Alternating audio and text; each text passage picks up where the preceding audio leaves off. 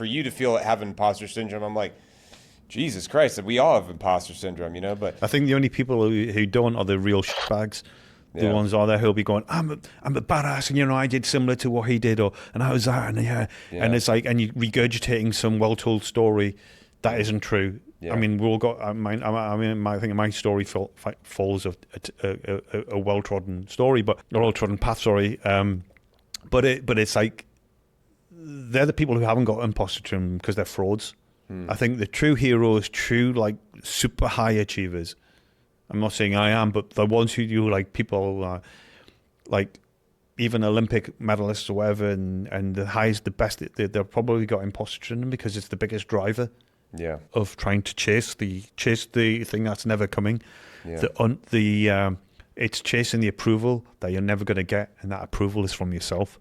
So you're always chasing it. Yeah, we are our own worst enemies and our own harshest critics. Mm-hmm.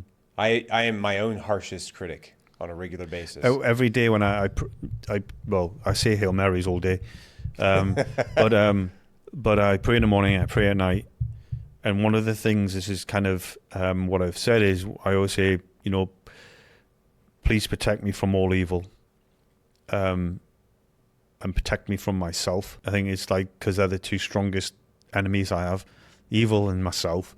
The big thing I like saying, please protect me from myself, because that, you know, that's like, kind of like I say, it's your biggest enemy. Yeah, sometimes the most dangerous place for you to spend too much time is between your own ears. Yeah. You know?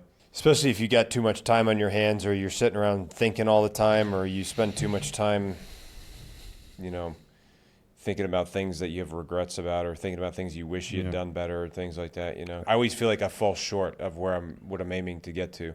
And I'm sure like extremely high performers like yourself probably hold yourself to an unachievable standard that you're constantly trying to strive for, but can't ever quite get there. Someone asked me a few months back about, you know, how do I be, I just want to be better. Yeah. And then they used me as standard, which I thought was kind of odd.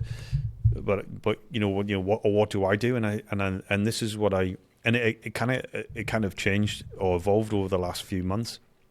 But my view to everyone was, okay, when you're in a team or squad or platoon, you have yourself an out of body experience. So you're in that crowd. Say you've got a 12-man squad. You take yourself out and you look, and whatever the task is, you say, right, I've got to write a report. Yeah. Or I've got to run into a building and take on